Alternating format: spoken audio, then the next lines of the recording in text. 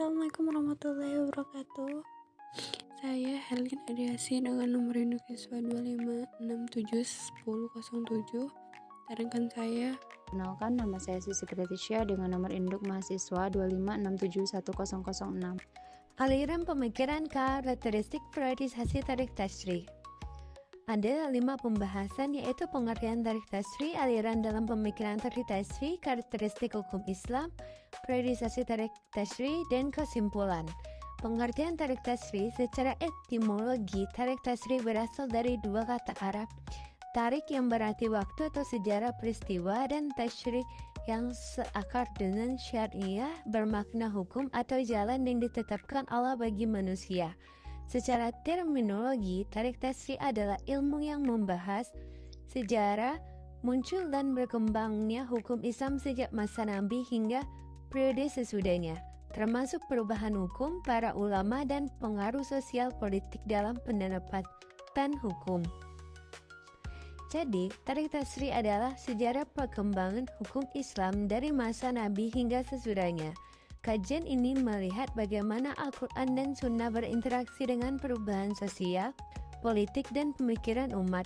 Dalam perjalanannya muncul dua aliran besar, Al-Hadis yang tekstual dan Al-Araiyah yang rasional. Tiap masa punya ciri khas dalam sumber hukum dan metode ijtihad. Karena itu, memahami tarik tasri secara kritis penting supaya kita bisa melihat bahwa hukum Islam bukan sesuatu yang kaku, tapi dinamis dan mampu menyesuaikan diri dengan perkembangan zaman. Aliran pemikiran dalam tarik tasri. Dalam tarik tasri ada dua pandangan utama tentang hukum Islam. Pertama, hukum Islam dianggap telah ditetapkan oleh Allah dalam Al-Quran dan Lauhul Mahfuz, bersifat tetap mengatur manusia dan tidak bisa diubah oleh kondisi sosial. Kedua, hukum Islam dipandang menyesuaikan dengan kehidupan manusia, berkembang seiring budaya dan konteks masyarakat Arab saat Islam turun.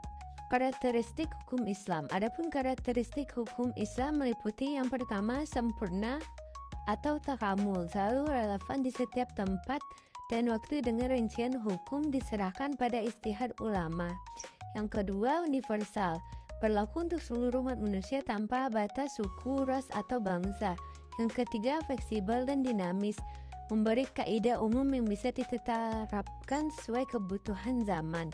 Yang keempat, menegakkan kemaslahatan. Seluruh hukum Islam bertujuan membawa manfaat dan mencegah kerusakan. Yang kelima, ta'akuli dan ta'abudi. Ada hukum yang bisa dipahami oleh akal rasional dan ada yang bersifat ibadah murni untuk mendekatkan diri kepada Allah. Periodisasi tarik tasri. Periodisasi tarik tasri menggambarkan perkembangan hukum Islam dari masa ke masa dan bisa berbeda antara satu negara Islam dengan yang lain. Fase-fase dalam periodisasi tarik tasri yang pertama yaitu fase kenabian 610 sampai 632 Masehi. Masa pembentukan hukum Islam di bawah bimbingan langsung Rasulullah SAW. Semua hukum bersumber dari wahyu, sementara ijtihad sahabat hanya berlaku jika disetujui Nabi. Yang kedua, fase sahabat 632 sampai 661 Masehi.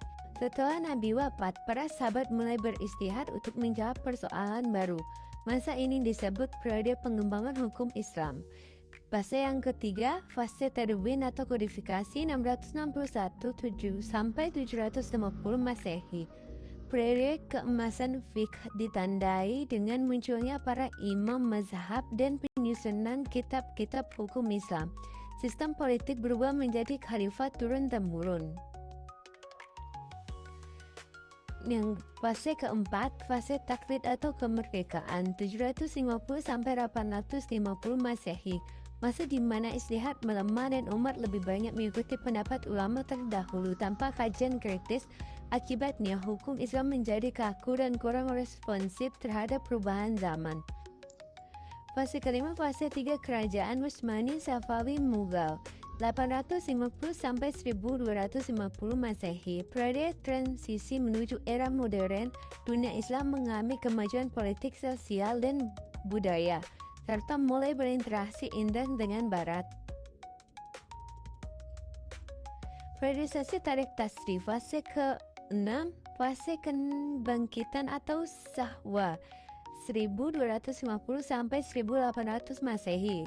Semangat istihad kembali tumbuh. Umat Islam mulai menggali kembali prinsip asli ajaran Islam dan menerapkannya dalam kehidupan modern, termasuk ekonomi, sosial, dan politik. Fase ke-7, fase modern 1800 sampai sekarang, hukum Islam mulai dipermalkan dalam sistem hukum negara-negara Islam modern menjadi dasar pembentukan undang-undang di berbagai bidang seperti keluarga, pidana, dan ekonomi.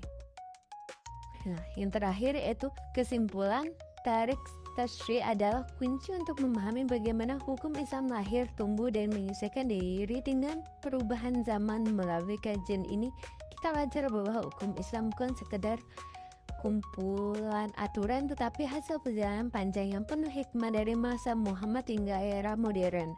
Belajar tarik tasri membantu kita menyadari bahwa Islam selalu terbuka terhadap perkembangan tanpa kehilangan nilai-nilai dasarnya. Dari sinilah tumbuh kesadaran akan pentingnya memenuhi prinsip moral dan etika Islam sebagai pedoman hidup yang bermakna di tengah dunia yang terus berubah.